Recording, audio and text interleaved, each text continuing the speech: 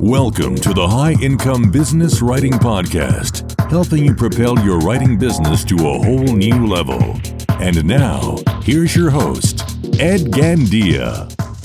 Hey there, welcome to another episode of the High Income Business Writing Podcast, the number one podcast for business writers and copywriters who want to earn more in less time doing work they love for better clients, with over 1 million downloads from listeners just like you across 101 countries. Most freelance writers never consider the possibility of eventually selling their business. They go out on their own because they want to run their own show. They want to keep writing, but they don't want to be an employee. They want to have the freedom and flexibility of being self-employed. But can a freelance writing business actually be sold? And if so, what would you need to do to make it sellable? How much could you fetch for it? What would that look like? And who might be interested in buying it? Why would they buy it? Well, the answer is basically yes. Yes, you can sell your freelance business, but you need to scale up your operations so it's not fully dependent on you. And you need to be strategic about your business focus and growth. In this episode, I go into a detailed conversation with Alexis Grant, founder of They Got Acquired. Alexis started out as a journalist, then transitioned into a freelance writer. She sold her writing business about 10 years ago, and then she founded an online content business, which she grew and sold in 2020 for a hefty sum in the six-figure range, mid six figures. More recently, she launched They Got Acquired, which is a content website that shares stories of companies that sell for $100,000 all the way to $50 million by not following the Silicon Valley narrative. She and her team of researchers and writers dig into these stories and reveal insights that have led to life-changing exits or sales, another word for sales, for the founders of those companies. Alexis and I, in this conversation, get into two specific opportunities for freelance writers. The first, in no particular order, but the first one we discuss is the opportunity to scale up your writing or copywriting business into an asset that has real value for a buyer, what that requires, what's involved, and what an exit from that business can look like. And second, we discuss the opportunity to create and grow an online content business.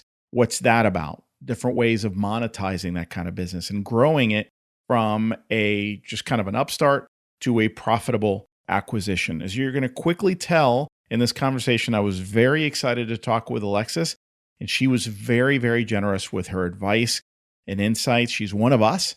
You know, she started as a journalist and as a freelance writer. And look, if any of what you hear today sounds interesting, not only do I encourage you to listen to the full episode all the way through, but make sure to subscribe to her newsletter at theyGotAcquired.com/newsletter.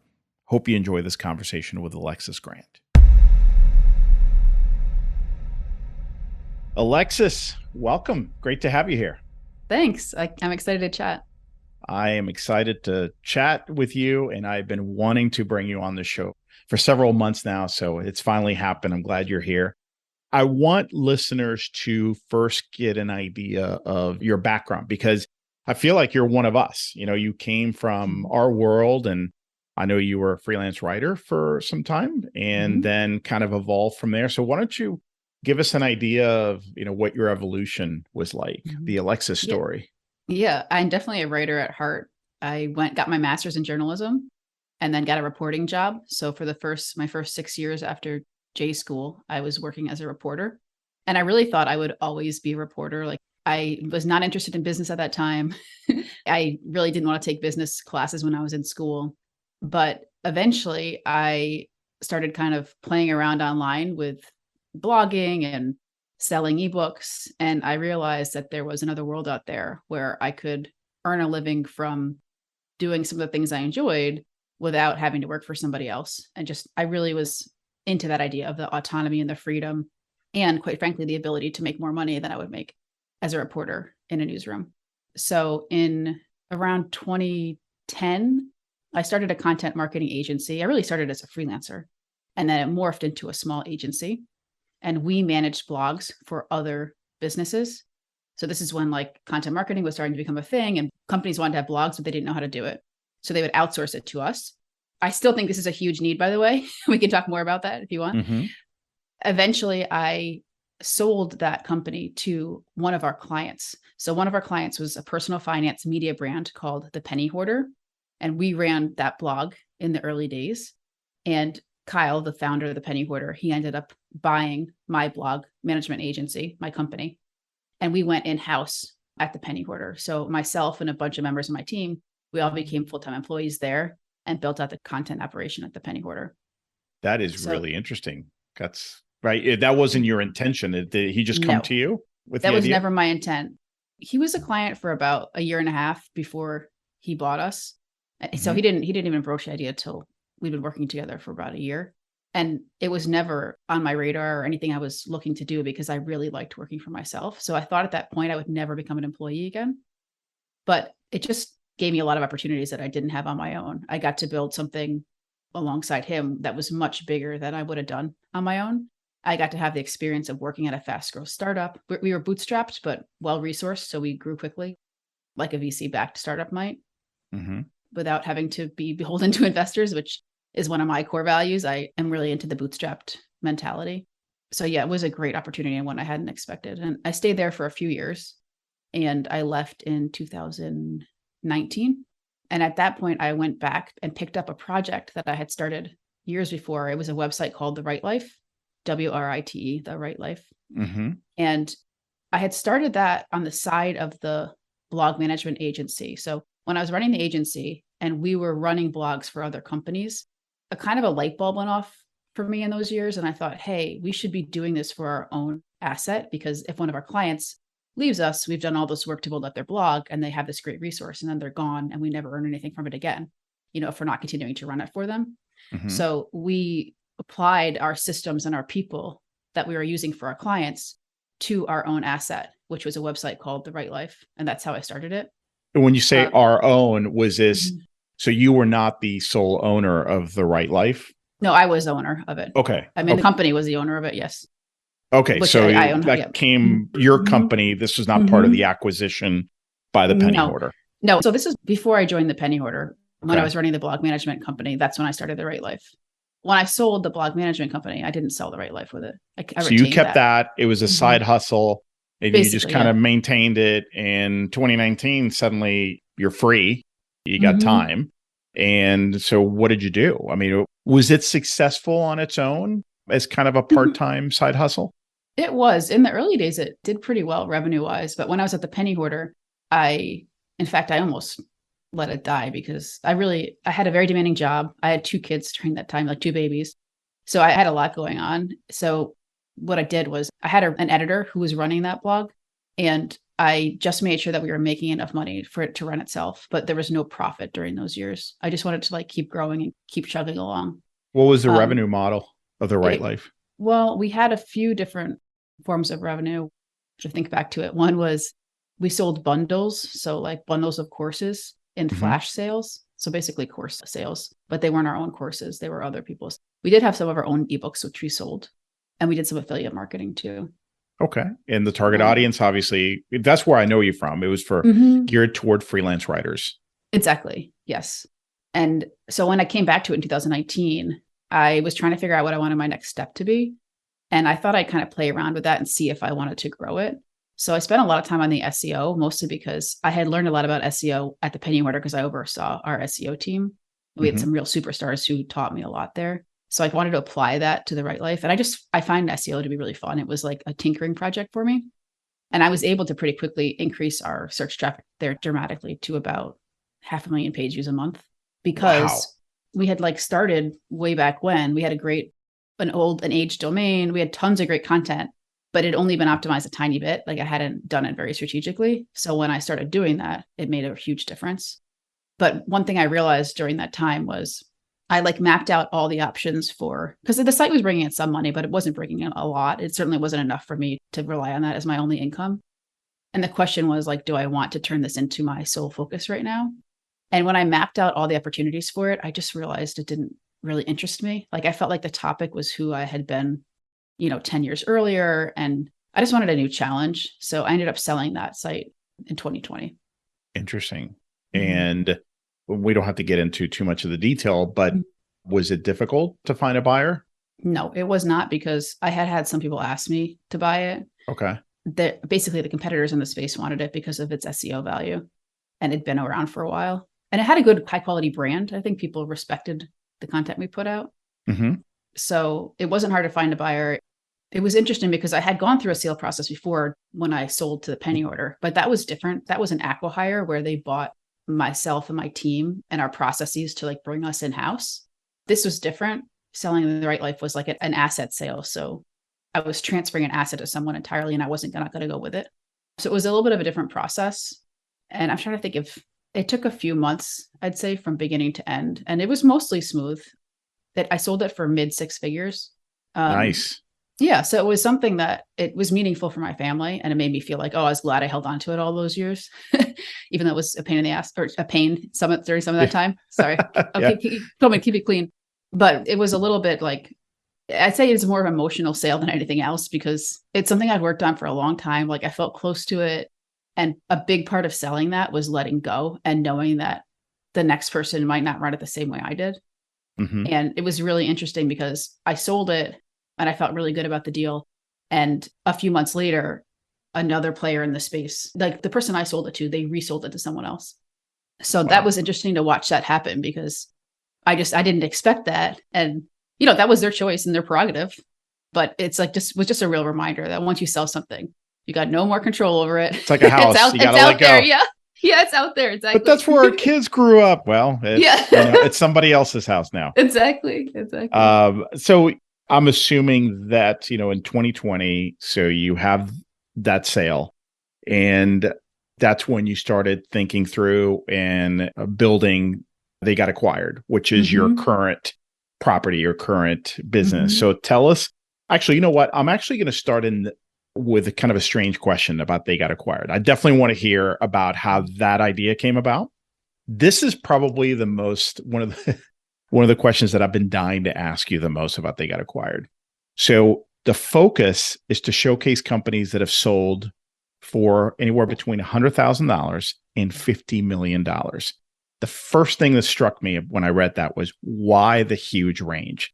In my mind, somebody who's interested in, a 6-figure sale exit is a very different individual in target market than somebody who's shooting for mid 8 figures. So what was the reasoning behind that? Yeah. Well, on one hand, it was kind of arbitrary. It was like, hey, we just got to pick some range and stick within it. And that's what I picked, so we could get started, and knowing that we could change it later if we wanted to. On the other hand, most of what we cover is, I'd say, deals in the 6 and 7 figure range. And I'm finding that exactly what you're saying. It's like those have a lot more in common than the $50 million deal. However, I do think there are some things that we can learn from some of the bigger deals. And sometimes it makes sense to feature those people, both because it gives you a sense of what's possible, and because there are like tactical things that those types of people are doing that you might want to apply even if you have a smaller sale.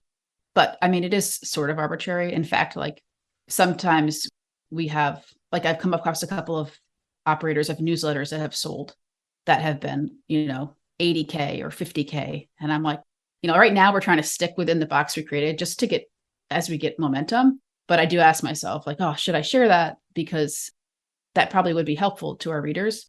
But I think it's helpful to also just have some cutoff or some minimum, so people know like this was legitimate. And because like everyone says, they sold X or Y nowadays. So it could have been they sold it for $1,000, which is still a win to a lot of people. And that's how we all start, by doing things small and then you build up. But I think having that $100,000 threshold gives us a good starting point. I couldn't agree more. The 100,000 made perfect sense to me. But then when I saw 50 million, I thought, my last employer was a software company that sold for 46 million. And I was comparing it to that. I'm thinking that is a totally different business operation, mindset, people, dozens of employees. So anyway, that makes absolute sense. Let's go back then. 2020, you've sold The Right Life. When did you start thinking of They Got Acquired, and how did that come about? Well, I wasn't thinking much in 2020 because I had 2 young children, had no childcare. COVID. Yes, it was COVID. So When I left the penny hoarder, we moved right after that. So I was managing a move alongside my husband. And then I figured I'd start a new company. But because of COVID, I ended up stretching that out really long, that discovery period, because I just didn't have the focus that I had hoped to have during that time. I did some consulting where I helped companies hire writers, which was interesting because there's a real need there, but I realized personally I don't want to do it. Mm-hmm. And I knew I wanted to start another media business, but I wanted it to be in something that had like some sort of new challenge for me that would like help me learn and push me. And so there's two interesting pieces of They Got Acquired that helped me do that. The first is it's about mergers and acquisitions, and I am not an M&A specialist. I'm kind of our target demographic because I've gone through this twice myself. So I understand the pain points, but I'm not an expert in this, and I'm really having to lean on other experts to populate the site. Mm-hmm. And of course, I'm slowly learning about it, and eventually, hopefully, I'll be an expert. But it's funny when people ask me already, they're asking me, can you give me a talk on how to sell your business? And I can certainly share what I've learned in my experience, what I've seen other people doing, but I still don't consider myself an expert in the field. So I get to learn there. And then also, one of the ways that we're monetizing is new to me. We're building a database of these acquisitions. So, what you see on the website is a tiny fraction of what we're tracking in the database, and we're slowly building it out. We have thousands of deals in there that meet our criteria. It's all online businesses.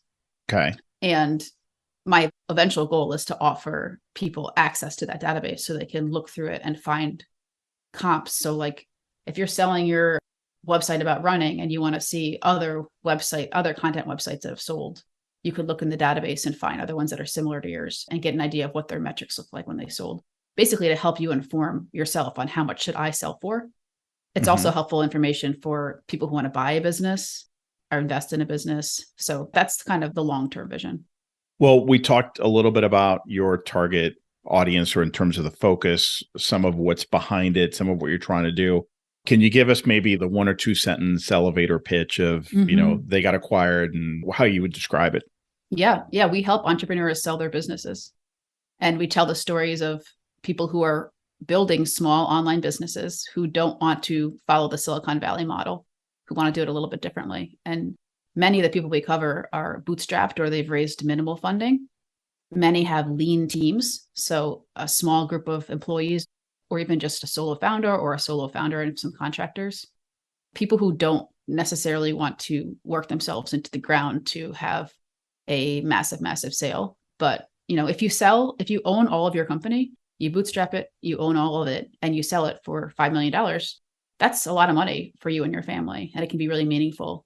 So our goal here is to show that you don't have to have one of these crazy, huge exits like we see in the media all the time. It's like there's another way to do it that works not just as well, but for many of us, it's actually a preferable route. I love that. And as soon as I saw your site, the launch, I was like, oh my gosh, it's finally somebody talking about a segment of the market that, it's completely ignored. Mm-hmm. If you said 5 million, we talked a little bit earlier about 6 figures. I think a $200,000, $300,000, $400,000 exit can be life-changing. Absolutely. For most people. Okay. 100%. Yep. And I think that's fascinating. And I want everyone to think about that is like, look, up until this point, I guess I know for me, I was thinking, hey, this is just the way I make a living. I never thought about, creating some sort of exit plan, creating an asset. I have been over the past couple of years. And then when I heard about They Got Acquired, it really got me thinking. Mm-hmm. But it doesn't have to be binary. It doesn't have to be, this business will die with me, or, I have to create a $1 billion business. There's so many options in between. So that's one of the things I love about your site is the inspiration that it provides for people like us. Not to get too meta, but can you give us a quick glimpse into your operation? Because you've created you got a team. So what does it look like behind the curtain? Yeah, sure. I mean, we're bootstrapped. So I really am kind of building what I want to have for myself. Yes. I have a small team of contractors, about 10 contractors, and almost all of those are working on the content side of the operation. Reporters and writers, researchers. I have a designer, a podcast producer, and an operations coordinator who helps kind of across the business. But we're very much lean and bootstrapped. And for me, that's one of the things I really love about starting something new. But it was also a real challenge. It has been a challenge for me coming from a place like the Penny Hoarder, where we are very well resourced. I ran a team of 60 on the content side of the business, and I had lots of resources and we could move really quickly on things. And so now I'm always having to keep myself in check. Like, okay, what's truly realistic with the team you have now and the money that you want to put into it? Yeah, that's great. It's, constraints can be a blessing.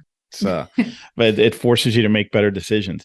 That's really cool. So there are a couple of areas that I'd like to address as I think about me, as I think about my audience, because I am, in my audience. Opportunities in terms of if you're a freelance writer, copywriter, marketing strategist, or some combination of that, is building an asset such as a scaling up to a mini agency or an agency of some sort, content agency, and the opportunity there. And then the other one would be creating a content site like you did with The Right Life and like you're doing right now with They Got Acquired. So let's start with the first one. Do you feel that there's an opportunity for writers and copywriters to scale up their solo freelance operation into something that could be sold at some point? Yeah, for sure. The basic pieces of that are you have to have something that's can run without you. So you have enough support and people in place that can run without you, or you have systems in place and you've documented how you do things so that you could pass that along to someone else if they bought it. We actually ran a story recently about that even surprised me. It was a guy who had a small design services agency. Actually, it was really mostly like him doing the services. It wasn't really even built to scale necessarily or built without him. And he sold that, and he sold his client list and was able to exit that business instead of just winding it down. So that surprised me because I think it's hard to imagine sometimes how you would sell an asset that does revolve around you. And it is difficult to do that. But even in those cases, sometimes it's possible. Was it a strategic acquisition where it was someone who wanted to have the same kind of clients that he had or wanted to branch into that area. Okay. And they already provided similar services. Yeah. In fact, can you speak a little bit to that, in terms of the types of acquisitions and what the motivation might be for someone to acquire your content agency, let's say? Yes. So there's generally two types of acquirers. There's something called a financial acquirer who's buying the business because they want to kind of replicate what you've done. They may see something they could do better than you. And, that's always the goal, is like, how can I pour gasoline on this and make this bigger and better? And then there's some slightly different type of buyer called a strategic buyer. And a strategic buyer usually has even more of a strategic reason for buying your business. So maybe they, in the agency world, I'm just making this up, but like say there was an agency that performed a certain type of services and they wanted to add an arm onto their agency that provided a different set of services. And so by adding that arm, they could probably offer those new services to their old clients. So in that instance, like combining those two or making that acquisition, 1 + 1 doesn't equal 2, it equals 3, because the company that's buying it, they basically have something else they can layer on top of what you have already to make even more money than you would make doing your thing. Got it. So that's a real layman's way of explaining it. And I'm sure someone in the M&A space would use much bigger terminology. No, that makes sense. I like it. Yeah. I like it. So one example might be, let's say that you do a lot of original research work for clients and maybe even have a couple of people who help you as contractors, because these are big, complex projects. And this agency in town, maybe you've worked with them. Maybe they hired you. They brought you in to help write an original research report and project for a client. And they really like your work and the way you operate. They see a huge opportunity and they offer to buy you because they want to really scale that up. They want to start offering that. It's of strategic value to them. Yep. So something along those lines. Yeah, exactly. The tricky part and what we see in a lot of acqui-hires is often the buyer wants to bring the CEO of that company or whoever's running it in-house as well, at least for a longer transition period, because often in agencies, not all the time, but often, the founder is integral either in the marketing and bringing in new clients, or maybe in the how they serve their clients. So the trick is really doing as much as you can to make that your agency run without you before you sell. And that way you'll have the option of whether you want to go along with it or not, depending on what the buyer wants. Got it. So yeah, some good things to think about there. It's, would you want to be an employee for, a couple of years? Or Exactly. can you start setting it up so that, maybe that is not as essential because you're not as critical a piece of your business? Mhm. Yeah. Okay. Yeah. We featured a woman called Jody Cook on our website. She ran a social media agency, but she managed to sell it without having an earnout. An earnout is like when you'd stay on after the transaction for a certain period of time and you earn some of your money during that time by helping them make the transition. And she Mhm. managed to avoid an earnout because she had systemized her business so well. So it is possible, but I think my impression is it's rather uncommon. Yeah. Yeah. It's still, in most cases that what I've seen is you're still as a CEO, a critical part of the business, Yeah, it even if depends it's on what kind not of on the, business. Yeah. yeah, Now, even if it's now, not, if you talk about a content site, it's a totally different deal, which is one of the reasons I think there's a huge opportunity still for small content agencies. Tons of, I mean, I say to my husband all the time, if we got in a pinch, I would spin up a content agency because I think you can make a lot of money doing it if you're willing to manage people and deal with clients rather than just doing writing or whatever work you do. You have to be willing to change what you actually do because you still have a job, but other people are doing the work you were doing before and now you're doing something else. You're running the business. But I think there's still, even today, huge need for content agencies because more and more everyone wants to do content. I mean, even in COVID, this became bigger and bigger. It's like people can't reach or companies can't reach people in person, so they want to reach people online. So there's just so much demand out there for great content. absolutely, especially if you need that hook, right? You need some sort of specialization, Mm-hmm. something that makes you unique. Mm-hmm. We focus on this market, or we focus on this type of work, or there's something really specialized that we do. And if you can then have the operational wisdom Mm-hmm. to really run it like a well-oiled machine where it's not Mm-hmm. dependent on you, then there you go. So, Yeah. yeah, I've seen it many times and it's a great model. So let's shift gears into the second one, content Mm-hmm. websites, kind of a media company, media business. First, why don't you define that for us? So just, everyone is on the same page here.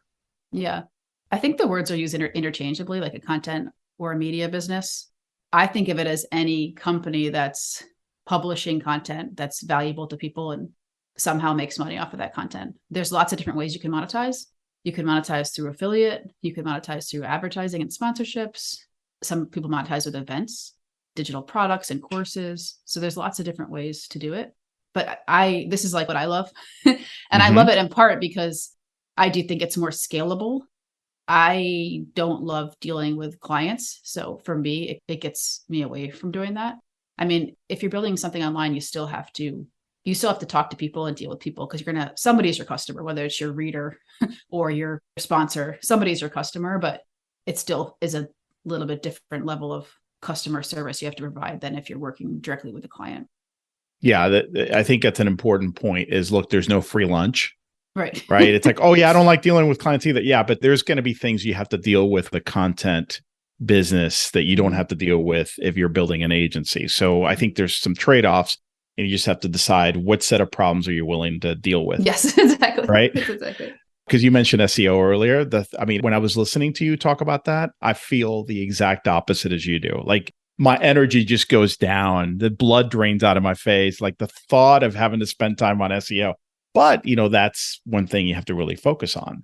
Yeah. When, And oh my gosh, I feel like SEO shot its own self in the foot by getting this terrible rap with writers. And because I work with writers all the time, and a lot of them are really either scared of it or just don't even want to think about it because they've had all these terrible experiences with it. But the truth is, it's like a real great tool for bringing traffic, and it can be really fun and super satisfying. Like what I love about it, it's almost mathematical, and it doesn't always work. It's not always this linear, but you make a change and you see a result from it. And there's just not that many other things in the content space that are that direct or immediate. I mean, it takes a while for it to kick in, but I just find it so satisfying because it's so execution focused. yeah. Yeah. No, I get it. It's just initially when I first hear about it, it's not the first thing I gravitate to. Just that thought. But tell me a little bit about who would be better suited, because we started talking about this, who would be better suited for launching and building and growing a content site? Like what kind of person you think does well? I've never thought about it that way before. I mean, I think this probably applies to anybody doing anything on their own, but you have to be able to motivate yourself and set your own deadlines and figure out, what are you doing? What's your roadmap look like? Like in my early days of running my own business, I used to say, oh, everyone should do this. It's great. But then I realized like not everyone thinks about it that way. And some people really do work better in a team environment where they're not having to figure out what they have to do every day. And some people learn it too. Like I know some people who struggle with that initially and then they eventually got there.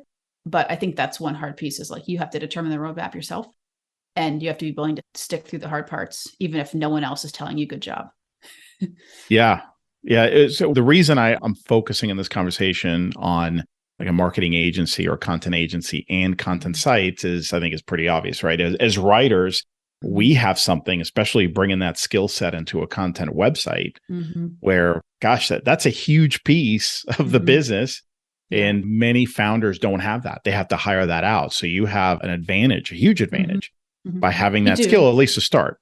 Yeah, definitely. However, I think that's like a tiny fraction of what you really need to run a successful content site. Because so tell us what else you need.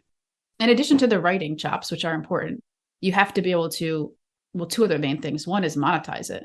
So just because you do great writing doesn't mean someone's going to come and read it. You've got to monetize it. How are you going to make money off of the content? And that's the hardest thing for content entrepreneurs, I find. People that come from the content side, we all really value high quality content and a great user experience.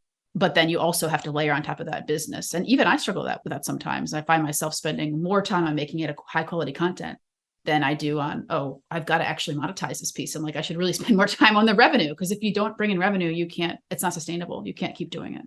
So that's one piece, is like thinking about how is it actually going to make money? And the second piece is marketing, because I almost think that like the product is maybe a third of this.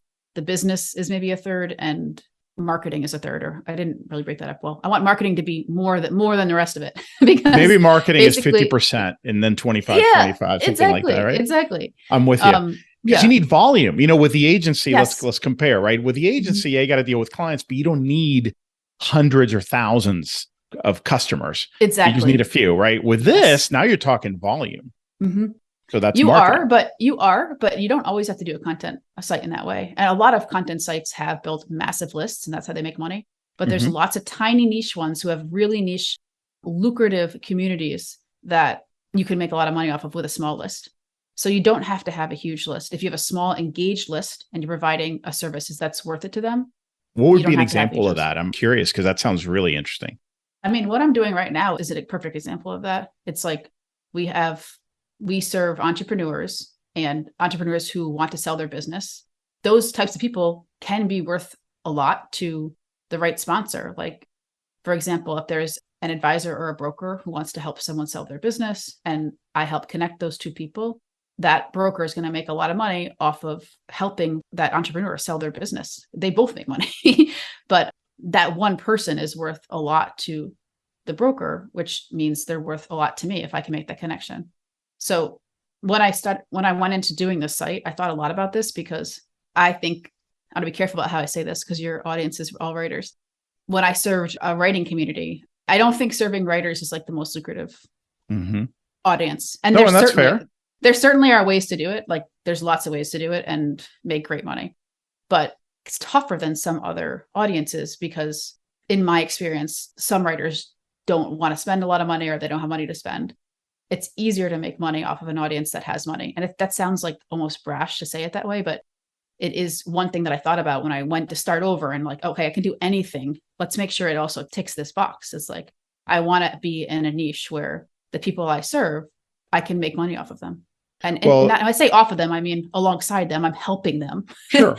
I'm not like taking advantage of the situation, but just thinking about it from a business perspective, you want to pick a good market. You almost have to think of it in terms of concentric circles, and you got to go out a couple of rings, meaning like you thought of it strategically. This is my interpretation. You said, okay, if I'm going to monetize this, one of the criteria should be that the end sale, whether it's through a sponsor or an affiliate, or we're monetizing it ourselves through a course or whatever, is going to be high dollar. And in a B2B setting, even better, because that tends to, everything else being equal, be bigger. as Right. opposed to a content site where, let's say it's like a keto diet, and then the revenue model is like selling a lot of small ticket products like snack bars and, food products, right? That's a B2C kind Mhm. of play where you need a Mhm. lot of volume there to make it Yes. worthwhile. So in your situation, like you don't need a list of 100,000 people. You could get away with much less, because Mhm. even if a few of those convert into buying something from your sponsors, Right. those are huge, huge deals for your sponsors, is Right. kind of a long way of describing what I Mhm. heard you say. Yeah, and same way with the agency. I mean, for in an agency, you only need 10 great clients and you're good to go. So it just Yeah. depends on how much money you're making from each client or each person or customer. One, in terms of, if this content site idea is resonating with you, like, do you feel that one way to brainstorm would be, hey, what are my interests? What am I really into? Or does that not really matter and you should really approach it the other way? It's like, what's hot right now? And I don't care what it is. I'm going to kind of look at it from that side and make sure that it's hot and could do I well. mean, I would come at it as what am I interested in personally, because you've got to be able to stick with it for a long time. And if you don't enjoy it, then you're not going to stick with it. But once you come up with things you're interested in, then you can say, can I make money off of this? And some of those you'll be able to tick off as probably won't work. I think, can I make money off of it is a good second layer. I would come Hmm. at it with the passion layer first. But I mean, there are people who do it the opposite way. We covered an entrepreneur who sold a content site on soap operas, I and he saw knew that. nothing. Yes, he knew nothing about soap operas. And he built the site into this huge operation. And sometimes I think people who have the business acumen, and I don't want to say he cared less about the content, but maybe he did. Sometimes they have an advantage because, they're not as tied to like, is this sentence perfect? And Yes. sometimes it works to let go of the content just a little bit to move ahead on the business front. Not to get too much into the weeds, but I've been curious about this with content sites. Have you seen successful exits when somebody, instead of taking the traditional content building approach, which requires a lot of SEO work, for example, and just building a huge list on your own, doing it through Substack, the platform Substack, where Mm-hmm. you kind of have a ready-made platform and Mm-hmm. you can go in there and build on that? Yeah, lots of people make a living that way. I think of that though as more of so what happens on Substack is you pay. You can have a free list, but then you can also pay us for a subscription fee to access someone's writing, basically. Hmm. And I think of that as a great model for an individual who wants to make money off of their writing and thinks that they can do that. And a lot of writers who don't want to deal with the business, they do make money that way because all they have to do is write. They have to market as well, which is tricky. And Substack's starting to do things to help a little bit with that. But the whole business piece is generally taken away. You don't have to think about that because you're just selling subscriptions. So you have to worry about creating great content and getting people to it. I think it's less, there are some media companies that use Substack, but I think it's a less optimal route if you are more than an individual creator. Got it. Like Because if you have, it's well, mostly like your personality than what you've seen, instead of, a brand name, and you just happen to be the main writer at first. exactly. There are some brands that use it, but in my opinion, also like I don't think that they're up there with SEO, for example. So like I wouldn't want to host a website on Substack that I wanted to do great, that where if I wanted an SEO to be a primary driver of traffic, because I'd rather be on WordPress where I can be in charge of that and get more SEO traffic. So there's things like that I don't think they're optimal for if you want to build a media brand that has lots of not only people who write for it, but also has other revenue streams. But if you're a writer who wants to focus on your writing and you feel confident that you can build an audience for it, that's the hardest part. Hmm. Then I think Substack is a good spot. And there's still a possibility that you could sell that business. I mean, maybe not as You high. can. Yeah. You can absolutely. I've seen some writers who write on Substack either sell or be more often an acqui-hire is a more common structure there where a company might buy the newsletter, but they also buy you to keep writing it for them. So like then you go in-house at that company and you continue writing that newsletter. Sometimes that's appealing to writers who really want to focus on their craft and not worrying about the business because someone else is worrying about the business piece. Got it. It makes sense. So as we start kind of wrapping up our conversation, and you've shared some great ideas here, but if you had to sum it up, and there's someone listening right now who's interested in scaling their business or starting something new. They want to go beyond what they're doing right now, just writing for clients, and that's it. And with the purpose of being able to have an exit that, for a meaningful sum of money that would make a difference in their finances and their family, what advice would you give them? Like, where do you start? It just seems like such an overwhelming initiative. Well, that does sound overwhelming to me, even the way you just described it. I think like thinking about what can you experiment with? What can you put out there and see how it does? Like, I think too many people get caught up in coming up with a perfect offer or perfect anything. And instead just start dripping things out there and see what people to respond to. Because you'll be surprised, like something you think might do really well, might not, and vice versa. Sometimes there's something that you don't have high hopes for that leads to something really big. So I would say just try to think about how you can start running small experiments to get your stuff out there and see what you like doing. And then it'll give you ideas of what you can build on.